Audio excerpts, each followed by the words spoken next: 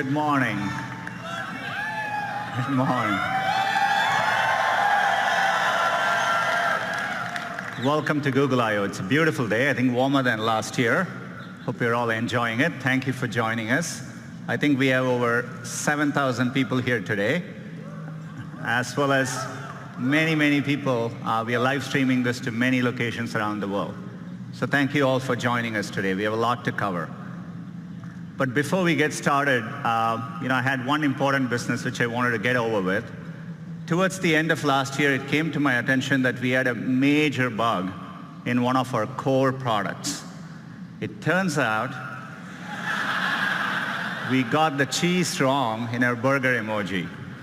Anyway, we went hard to work. I never knew so many people cared about where the cheese is. We fixed it. The irony of the whole thing is I'm a vegetarian in the first place.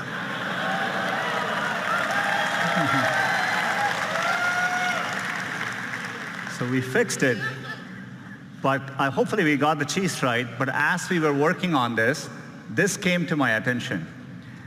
I don't even want to tell you the explanation the team gave me as to why the foam is floating above the beer. But we restored the natural laws of physics.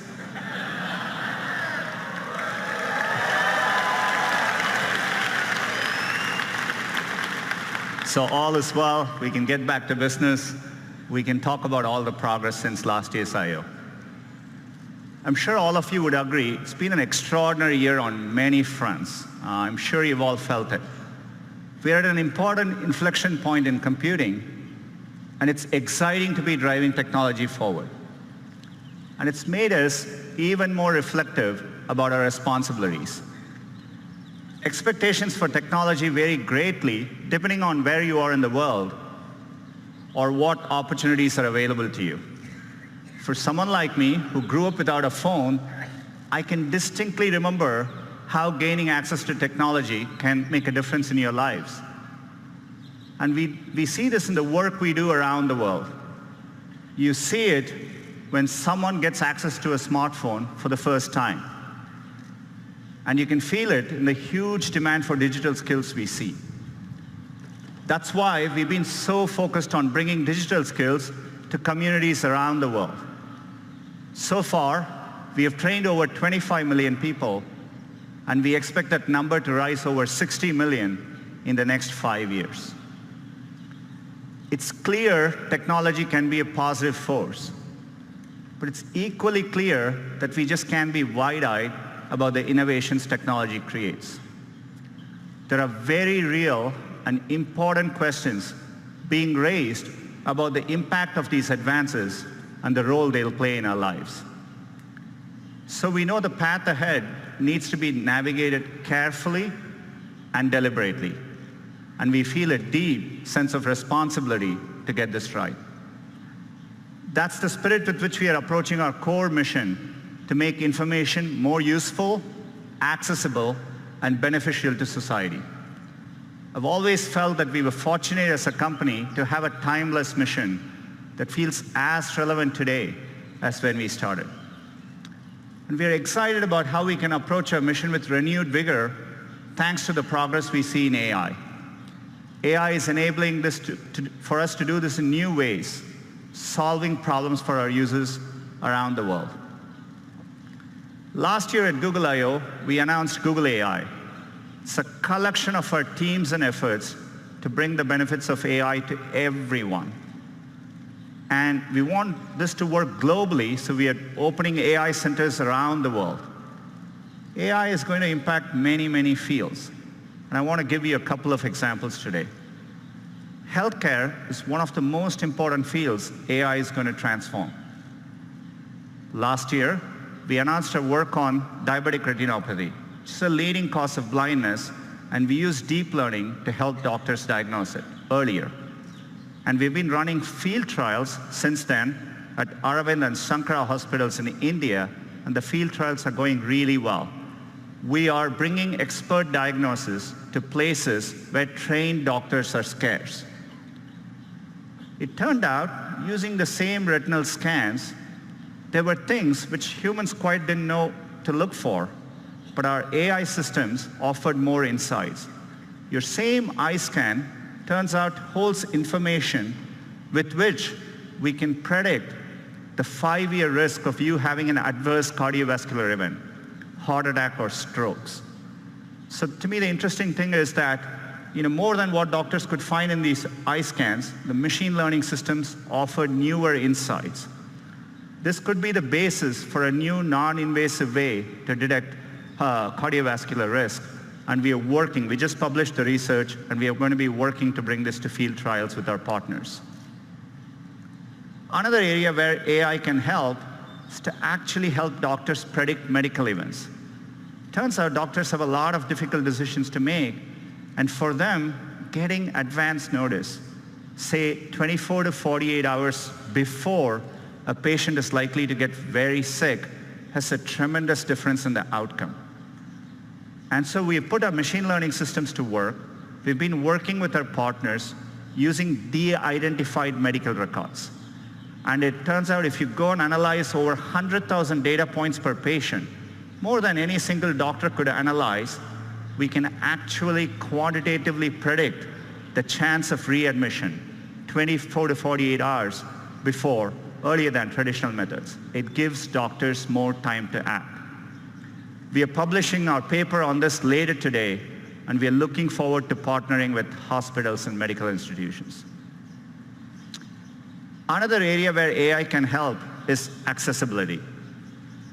We can make day-to-day use cases much easier for people. Let's take a common use case. You come back home in the night and you turn your TV on. It's not that uncommon to see two or more people passionately talking over each other. Imagine if you are hearing impaired and you're relying on closed captioning to understand what's going on. This is how it looks to you.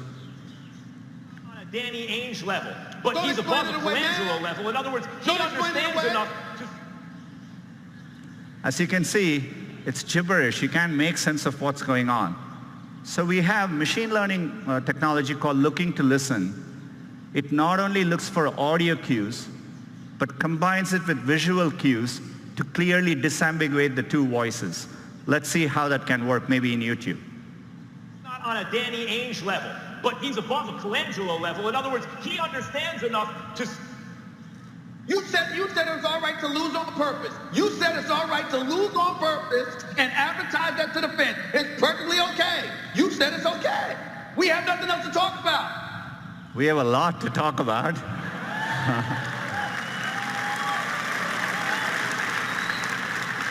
But you can see how we can put technology to work to make an important day-to-day use case profoundly better. The great thing about technology is it's constantly evolving. In fact, we can even apply machine learning to a 200-year-old technology, Morse code, and make an impact in someone's quality of life. It's great to reinvent products with AI. Gboard is actually a great example of it. Every single day, we offer users, and users choose over 8 billion autocorrections each and every day. Another example of one of our core products, which we are redesigning with AI, is Gmail. We just had a new, fresher look for Gmail, a recent redesign. Hope you're all enjoying using it. We are bringing another feature to Gmail. We call it Smart Compose. So as the name suggests, we use machine learning to start suggesting phrases for you as you type. All you need to do is to hit tab and keep auto-completing.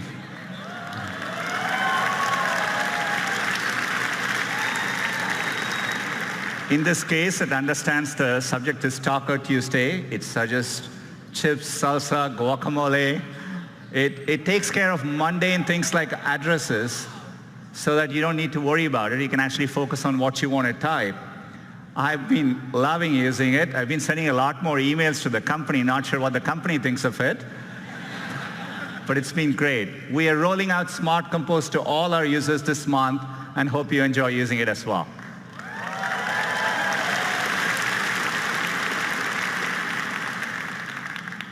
Another product which we built from the ground up using AI is Google Photos. Works amazingly well and at scale. If you click on one of these photos, what we call the photo viewer experience, where you're looking at one photo at a time, so that you understand the scale, every single day, there are over 5 billion photos viewed by our users, each and every day. So we want to use AI to help in those moments. So we are bringing a new feature called suggested actions, essentially suggesting smart actions right in context for you to act on. Say, for example, you went to a wedding and you're looking through those pictures. We understand your friend Lisa is in the picture, and we offer to share the 3 photos with Lisa, and with one click, those photos can be sent to her. So the anxiety where everyone is trying to get the picture on their phone, I think we can make that better. Say, for example, if the photo in the same wedding, if the photos are underexposed, our AI systems offer a suggestion to fix the brightness right there, one tap, and we can fix the brightness for you. Or if you took a picture of a document which you want to save for later, we can recognize, convert the document to PDF, and make it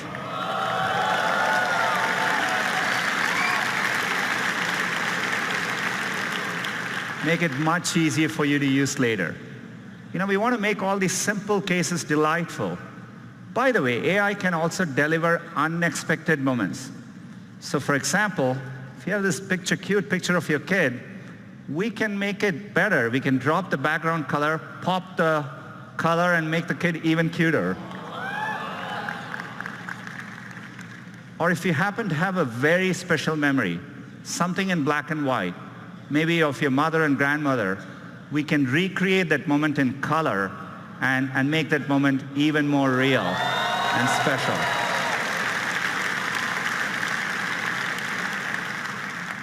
All these features are going to be rolling out to Google Photos users in the next couple of months.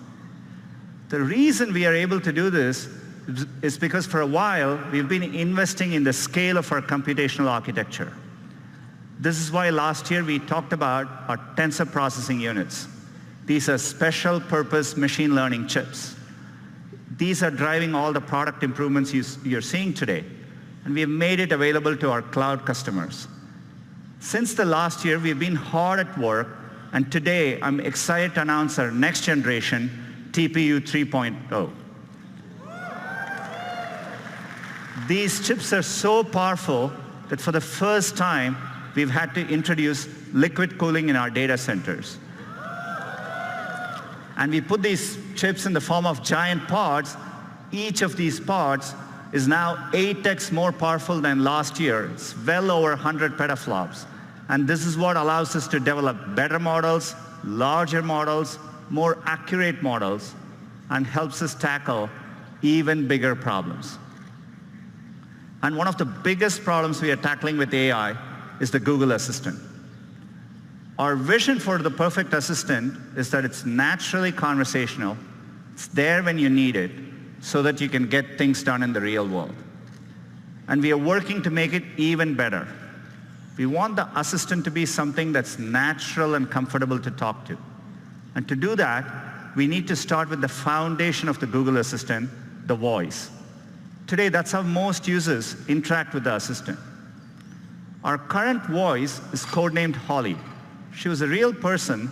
She spent months in our studio, and then we stitched those recordings together to create voice. But 18 months ago, we announced a breakthrough from our DeepMind team called WaveNet. Unlike the current systems, WaveNet actually models the underlying raw audio to create a more natural voice. It's closer to how humans speak. The pitch, the pace, even all the pauses that convey meaning. We want to get all of that right. So we've worked hard with WaveNet, and we are adding, as of today, 6 new voices to the Google Assistant. Let's have them say hello. Good morning, everyone. I'm your Google Assistant. Welcome to Shoreline Amphitheater. We hope you'll enjoy Google I/O. Back to you, Sundar.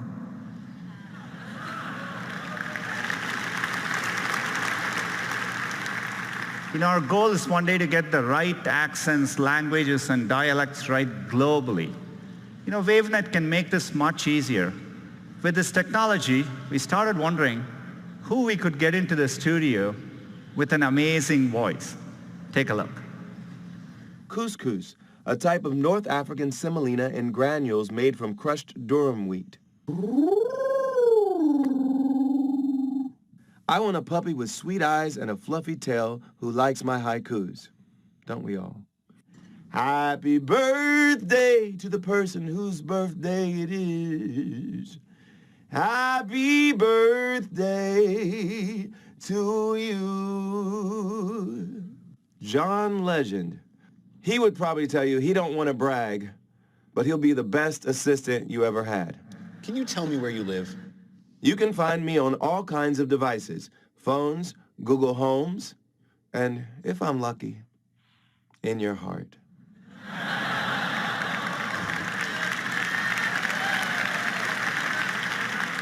That's right, John Legend's voice is coming to the assistant. Clearly, he didn't spend all the time in the studio answering every possible question that you could ask. But WaveNet allowed us to shorten the studio time, and the model can actually capture the richness of his voice. His voice will be coming later this year in certain contexts so that you can get responses like this. Good morning, Sundar. Right now in Mountain View, it's 65 with clear skies. Today, it's predicted to be 75 degrees and sunny. At 10 a.m., you have an event called Google I/O Keynote. Then, at 1 p.m., you have margaritas. Have a wonderful day. I'm looking forward to 1 p.m. So John's voice is coming later this year. I'm really excited we can drive advances like this with AI. We are doing a lot more with the Google Assistant. And to talk to you a little bit more about it, let me invite Scott onto the stage.